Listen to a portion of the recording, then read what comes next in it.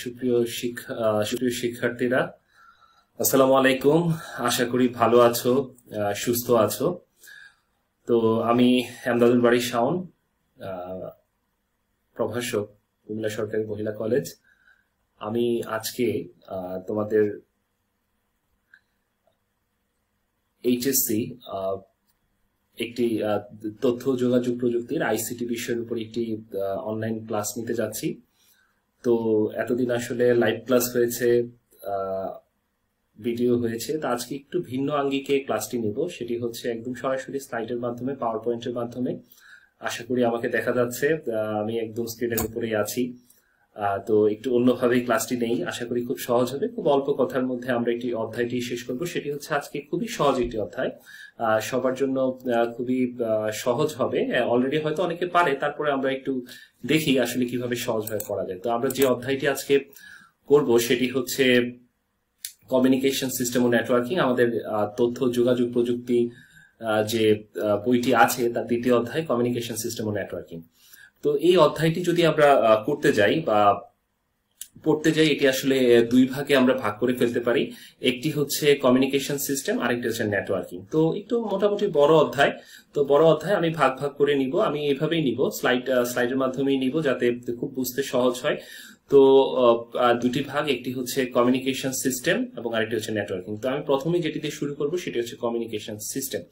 তো কমিউনিকেশন তো আমরা মোটামুটি সবাই জানি। তো কমিউনিকেশন সিস্টেমের মধ্যে প্রথমে যে জিনিসটি আসে সেটা হচ্ছে ডেটা কমিউনিকেশন। তো ডেটা কমিউনিকেশন মোটামুটি আমরা সবাই জানি। আমরা যদি একটু স্ক্রিনের দিকে দেখি তাহলে আমাদের একটি ছবি দেখা যাচ্ছে। সেখানে দেখা যাচ্ছে দুটি কম্পিউটার আছে, একটি থেকে আরেকটিতে আসা যাওয়া করছে। কি আসা যাওয়া করছে আমরা সবাই জানি, সেটি হচ্ছে কি ডেটা।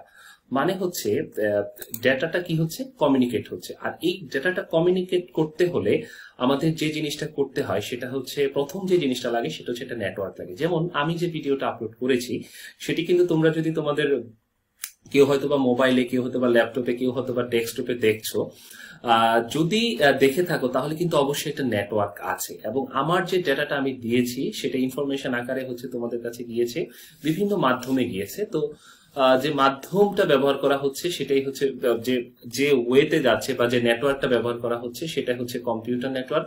আর কম্পিউটার নেটওয়ার্ক ব্যবস্থার মাধ্যমে আমরা যদি একটু ডেটা কমিউনিকেশনের সংজ্ঞাটা যদি আমরা একটু ভালো করে দেখি, সেটি হচ্ছে কম্পিউটার নেটওয়ার্ক ব্যবস্থার মাধ্যমে এক কম্পিউটার হতে অন্য কম্পিউটারে, কি বলেছি, এক কম্পিউটার হতে অন্য কম্পিউটারে, একটু বোঝানোর স্বার্থে আমি একটু হাইলাইটার নিয়ে নেই, এক কম্পিউটার থেকে আরেক কম্পিউটারে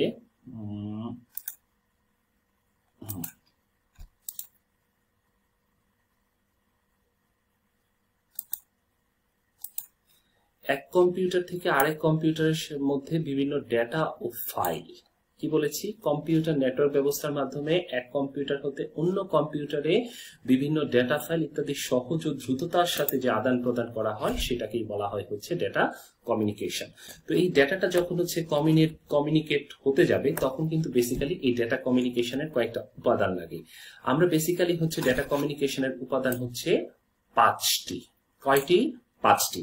তো প্রথম যেটি হচ্ছে সেটি হচ্ছে কি আমাদের জন্য হচ্ছে বার্তা, বা আমরা যেটাকে আমরা সবাই জানি যেটা হচ্ছে মেসেজ, যেটা হচ্ছে কমিউনিকেশন সিস্টেমে যা পাঠানো হয়। যেমন তোমরা কি আমার ভিডিওটি দেখছো, এই ধরনের ভিডিও, ছবি বা টেক্সট, এগুলাই হচ্ছে কি ডেটা কমিউনিকেশনের প্রথম উপাদান। দ্বিতীয় যেটি লাগে সেটি হচ্ছে কি প্রেরক। প্রেরক মানে কি, মেসেজটা বা যে বার্তাটা যে যন্ত্রের সাহায্যে বা মাধ্যমে পাঠানো হয়েছে সেটি হচ্ছে কি প্রেরক। তারপরে যেটি আসে সেটি হচ্ছে কি প্রাপক। তো প্রাপক হচ্ছে কি কমিউনিকেশনের মাধ্যমে ডেটাটা হচ্ছে যার কাছে পাঠানো হয় তাকেই বলা হয় হচ্ছে প্রাপক। তারপরে আমরা যে জিনিসটা দেখছি সেটি হচ্ছে মাধ্যম। তো মাধ্যম তো আমরা জানি যে তারপরে যেটি সেটি হচ্ছে কি মাধ্যম। মাধ্যম মানে হচ্ছে কি যার মধ্যে দিয়ে ডেটাটি এক স্থান থেকে আরেক স্থানে যায়। আমি শর্টকাটে লিখেছি, আমি ডেসক্রিপশন গুলো একটু বলছি, তোমরা যদি ভিডিওটি ডাউনলোড করে রেখে দিও, আশা করি খুব সহজে যদি খাতার মধ্যে লিখে ফেলো খুব সহজ হয়ে যাবে, কোনো সমস্যা হবে না।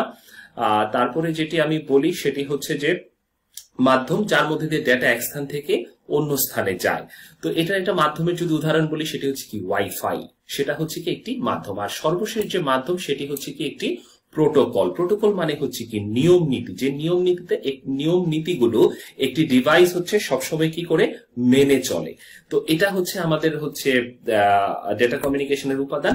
যদি একটি ছবি দেখো, ছবির মাধ্যমে আরো সহজ হয়ে যাবে। এখানে হচ্ছে কি একটা কি থাকবে, সেন্ডার থাকবে, তারপরে হচ্ছে কি লাগবে আমার, এটা মেসেজ লাগবে, তারপরে একটা কি লাগবে, মিডিয়াম লাগবে, তাহলে কয়টা হলো, 3টা।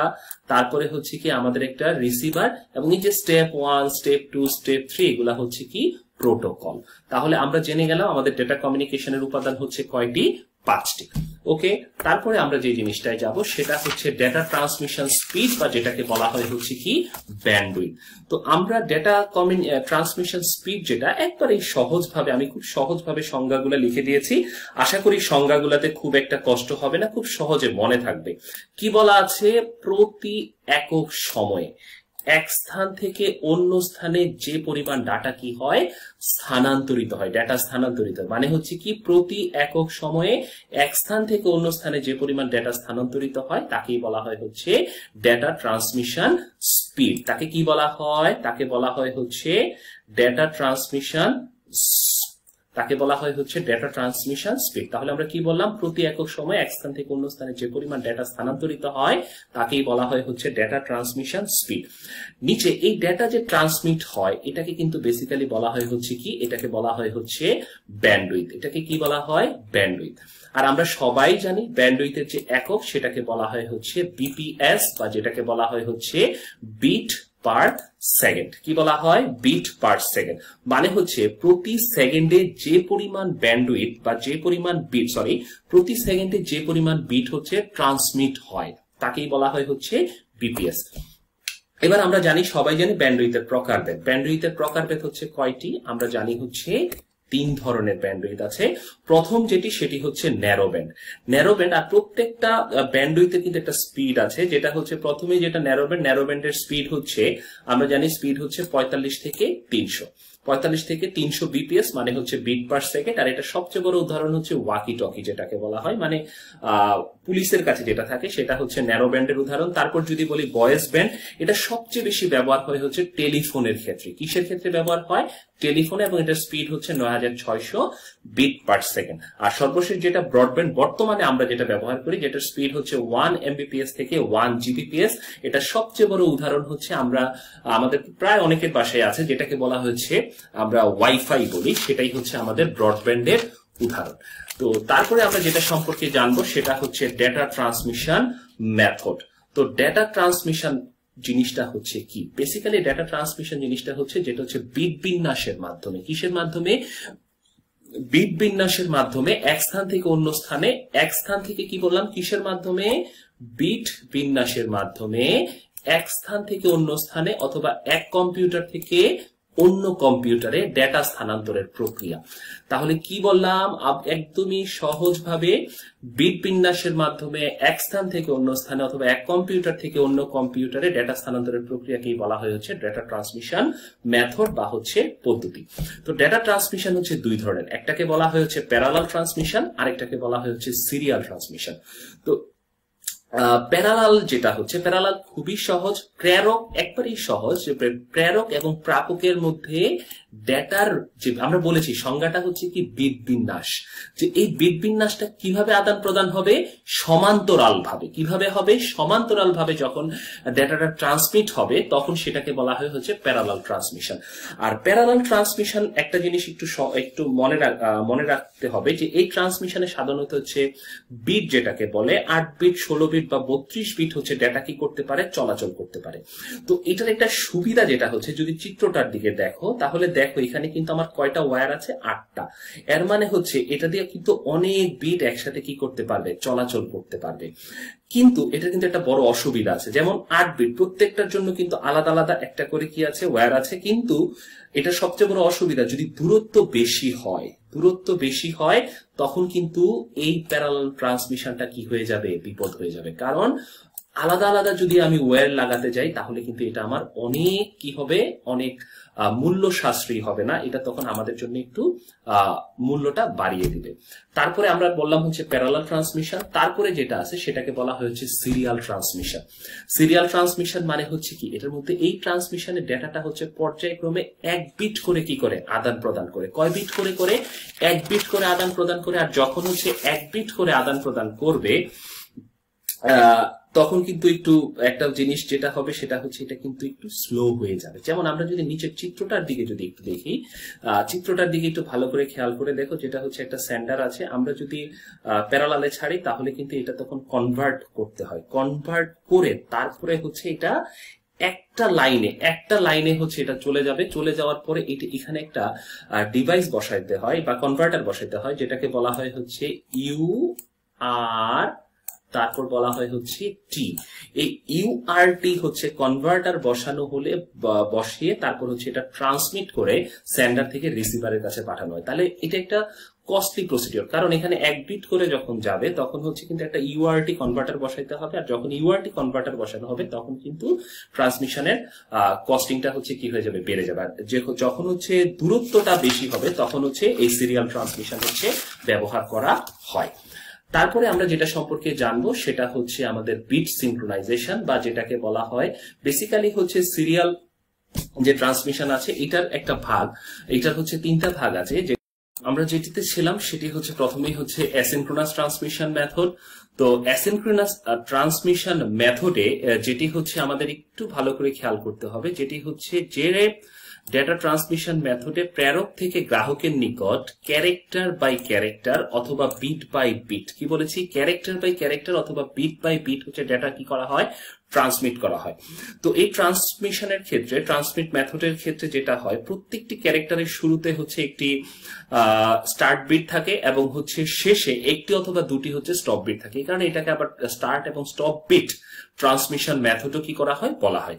তারপরে আমরা যেটি দেখবো সেটি হচ্ছে সিনক্রোনাস ট্রান্সমিশন মেথড। তো সিনক্রোনাস ট্রান্সমিশন মেথডের ক্ষেত্রে একটু যদি খেয়াল করে দেখো যে ডেটা সমূহকে কি আকারে, ব্লক আকারে কি আকারে ভাগ করা হয়, ব্লক আকারে ভাগ করা হয়। আর ব্লক আকারে ভাগ করে ব্লক বাই ব্লক অথবা হচ্ছে যেটিকে বলা হয় হচ্ছে প্যাকেট বাই প্যাকেট হচ্ছে কি করা হয়, ট্রান্সমিট করা হয়। তো এখানে হচ্ছে একটু আগে আমরা বলেছি অ্যাসিনক্রোনাসের ক্ষেত্রে হচ্ছে কি স্টার্ট এবং স্টপ বিটের প্রয়োজন, কিন্তু সিনক্রোনাস মেথডের ক্ষেত্রে আসলে স্টার্ট এবং স্টপ বিটের প্রয়োজন নেই। তো এটার একটা বড় অসুবিধা যেটা হচ্ছে একটা প্রাথমিক সংরক্ষণ ডিভাইসের প্রয়োজন হয়, যে কারণে এটা একটু ব্যয়বহুল। তবে দূরবর্তী স্থানে যদি আমি কোনো ট্রান্সমিট করতে চাই তাহলে অবশ্যই আমাকে সিনক্রোনাস ট্রান্সমিশন মেথডটা প্রয়োজন। আর আইসোনক্রোনাস মানে হচ্ছে অ্যাসিনক্রোনাস এবং সিনক্রোনাস দুইটা হচ্ছে মিক্স যেটাকে বলা হয়, বা হচ্ছে দুইটার আইসোনক্রোনাসে হচ্ছে সিনক্রোনাস এবং হচ্ছে অ্যাসিনক্রোনাস দুইটারই হচ্ছে বৈশিষ্ট্য বিদ্যমান। আর এই ডেটা ট্রান্সমিশনের হচ্ছে দুটি ব্লকের মধ্যবর্তী সময়, এটা একটু ভালো করে মনে রাখবে যে সবসময় কি রাখা হয়, 0 একক রাখা কি করা হয়, চেষ্টা করা হয়। আর আইসোনক্রোনাস ট্রান্সমিশন মেথডের সবচেয়ে বড় উদাহরণ যদি আমি বলি সেটা হচ্ছে আমরা যে মাল্টিমিডিয়া সিস্টেমে যে ক্লাসগুলো নেই সেটা হচ্ছে বেসিক্যালি হচ্ছে আমাদের আইসোনক্রোনাসের উদাহরণ। তারপরে আমরা যেটা সম্পর্কে জানবো সেটা হচ্ছে ডেটা ট্রান্সমিশন মোড, মানে হচ্ছে উৎস থেকে গন্তব্যে ডেটা আদান প্রদানের ক্ষেত্রে ডেটা প্রবাহের যে দিক, কি বললাম আমরা কথাটা, উৎস থেকে গন্তব্যে ডেটা আদান প্রদানের ক্ষেত্রে ডেটা প্রবাহের দিককেই বেসিক্যালি বলা হয় হচ্ছে ডেটা ট্রান্সমিশন মোড। আর ডেটা প্রবাহের দিকের উপর ভিত্তি করে সাধারণত হচ্ছে ডেটা ট্রান্সমিশন মোডকে হচ্ছে 3 ভাগে ভাগ করা হয়। একটাকে বলা হয় হচ্ছে সিমপ্লেক্স মোড, একটাকে বলা simplex mode, half duplex mode এবং হচ্ছে ফুল ডুপ্লেক্স মোড। তাহলে কি কি, একটাকে বলা হয় হচ্ছে সিমপ্লেক্স, একটা হচ্ছে হাফ ডুপ্লেক্স এবং আরেকটা হচ্ছে ফুল ডুপ্লেক্স। খুবই সহজ। প্রথমে আগে যদি একটু চিত্রটার দিকে খেয়াল করে দেখো, একটা চিত্র দেয়া আছে ক এবং হচ্ছে খ, সেন্ডার এবং হচ্ছে রিসিভার। লাইন কয়টি, একটি লাইন। তাহলে খেয়াল করে দেখো ডেটা ট্রান্সমিশনের এই পদ্ধতিতে ডেটা শুধু এক প্রান্ত থেকে প্রেরণ করা যায় এবং অপর প্রান্ত থেকে কি করা হয়, গ্রহণ করা হয়। এর মানে হচ্ছে ডেটাটা শুধুমাত্র হচ্ছে কি হবে, একদিকে একদিকে হচ্ছে প্রবাহিত হতে পারে। এটা সবচেয়ে বড় উদাহরণ হচ্ছে আমাদের টেলিভিশন এবং হচ্ছে আমাদের রেডিও। কি হয়, যখন রেডিওতে আরজেরা কথা বলে বা টিভিতে হচ্ছে যখন রিপোর্টাররা কথা বলে, তখন কিন্তু আমরা শুনতে পাই, কিন্তু আমরা কিন্তু কি করতে পারি না, কোনো কিছু বলতে পারি না। এটাকে বলা হয় হচ্ছে সিমপ্লেক্স। তারপর যেটা হচ্ছে হাফ ডুপ্লেক্স। হাফ ডুপ্লেক্সের সবচেয়ে বড় উদাহরণ হচ্ছে এখন যেটা হচ্ছে কি, আমি কথা বলছি প্রথমে হচ্ছে ক্লাসের ক্ষেত্রে যখন কি হয়, তোমরা এবং আমরা যখন, আমি যখন সামনে থাকি তখন আমি কথা বলি, আমার কথা বলা শেষ হলে তোমরা কথা বলো, এটাই হচ্ছে হাফ ডুপ্লেক্স। মানে একজন বলবে তখন আরেক পক্ষ চুপ থাকবে, আরেক পক্ষ যখন বলবে তখন হচ্ছে এক পক্ষ চুপ থাকবে। তাহলে কি বোঝায়, ডেটা ট্রান্সমিশনের ক্ষেত্রে দুই দিকেই, কয় দিকেই, দুই দিকে, অর্থাৎ প্রেরক এবং প্রাপক উভয় দিক থেকে ডেটা ট্রান্সমিশনের কি থাকে, সুযোগ থাকে। মানে হচ্ছে এটা দুই পাশ থেকেই হচ্ছে আমাদের কি হবে, ডেটা ট্রান্সমিশনের সুযোগ থাকবে। এবং এই ক্ষেত্রে ডেটা ট্রান্সমিশন একই সময়ে বা যুগপতভাবে সম্ভব নয়। অনেকটা হচ্ছে কি রাস্তা একটি, কিন্তু যানবাহন দুই দিকেই কি সক্ষম। এটা সবচেয়ে বড় উদাহরণ আমি বলেছি শ্রেণীকক্ষে পাঠদান। আরেকটা হচ্ছে কি ওয়াকি টকি। যে ওয়াকি টকিতে কি হয়, যখন এক পক্ষ কথা বলে তখন আরেক পক্ষ হচ্ছে শোনে, যখন আরেক পক্ষ কথা বলে তখন হচ্ছে এক পক্ষ আর এই পক্ষ হচ্ছে শুনে। নিচের উদাহরণটা যদি দেখো, ওয়াকি টকির ক্ষেত্রে একবার যাবে, যাওয়ার পর শুনবে, শোনার পরে আবার যখন এই পক্ষ বলবে তখন হচ্ছে এক পক্ষ শুনবে, মানে একবার যাবে একবার হচ্ছে আসবে। আর ফুল ডুপ্লেক্স মানে হচ্ছে আমাদের মোবাইল বা টেলিফোন যেটাকে বলি, আমরা যখন বলি শুনি, বলি শুনি, বলি শুনি, এইভাবে। ফুল ডুপ্লেক্স মানে হচ্ছে যে ট্রান্সমিশন মোড ব্যবহার করে ডেটা প্রেরণ এবং গ্রহণ একই সাথে করা সম্ভব। কি একই সাথে করা সম্ভব, তাকেই বলা হয় হচ্ছে কি ফুল ডুপ্লেক্স। এই যে ফুল ডুপ্লেক্সের উদাহরণ, চিত্রটা যদি একটু খেয়াল করে দেখো, সেন্ডার রিসিভার কি করতে, মানে কমিউনিকেশনটা হচ্ছে, এটা হচ্ছে ফুল ডুপ্লেক্স মোড। তারপরে আমরা যেটা সম্পর্কে জানবো সেটা হচ্ছে আমাদের ডেটা ডেলিভারি বা বিতরণ মোড। তো ডেটা ডেলিভারি বা বিতরণ মোড যখন আমরা দেখবো, বেসিক্যালি প্রাপকের সংখ্যা ও ডেটা গ্রহণের অধিকারের উপর ভিত্তি করে হচ্ছে এটাকে 4 ভাগে ভাগ করা হয়। তো একটি হচ্ছে unicast mode, broadcast mode, multicast mode, তারপর হচ্ছে এনিকাস্ট মোড। তো প্রথমে আমরা যদি দেখি সেটা হচ্ছে unicast mode. Unicast mode basically হচ্ছে, একটু আগে আমরা যেটা জেনে আসলাম যে সিমপ্লেক্স, হাফ ডুপ্লেক্স এবং হচ্ছে ফুল ডুপ্লেক্স, এই তিনটাকে একসাথে আবার বলা হয় হচ্ছে ইউনিকাস্ট। মানে কি, ডেটা কেবলমাত্র একজন প্রেরক থেকে একজন প্রাপকের দিকে ডেটা কি হতে পারে, প্রবাহিত হতে পারে, তাকেই বলা হয় হচ্ছে কি ইউনিকাস্ট। উদাহরণটা যদি খেয়াল করে দেখি, আমার প্রেরক কয়জন, প্রেরক হচ্ছে একজন। আর যদি প্রাপক দেখা যায় বি সি ডি ই, কিন্তু যাবে কয়জনের কাছে, শুধুমাত্র একজনের কাছে, এটাকেই বলা হয় হচ্ছে ইউনিকাস্ট। তারপর আমরা যেটা বলবো সেটা হচ্ছে ব্রডকাস্ট। টেলিভিশন, রেডিও একদম সহজ, যেটা হচ্ছে প্রেরক সকল প্রাপকের কাছে ডেটা পাঠাতে সক্ষম। কি বললাম আমরা, যেটা হচ্ছে প্রেরক সকল প্রাপকের কাছে ডেটা পাঠাতে সক্ষম। প্রেরক থেকে ডেটা প্রেরণ করলে নেটওয়ার্কের অন্তর্ভুক্ত যে কোনো প্রাপক কম্পিউটারে সেই ডেটা কি করতে পারে, গ্রহণ করতে পারে। যে কেউ কি করতে পারবে, এটা গ্রহণ করতে পারবে। যেমন আমাদের উদাহরণ হচ্ছে টেলিভিশন এবং হচ্ছে রেডিও। এই যে খেয়াল করে দেখো, প্রেরক কয়জন, একজন, কিন্তু প্রাপক হচ্ছে কয়জন, সবাই।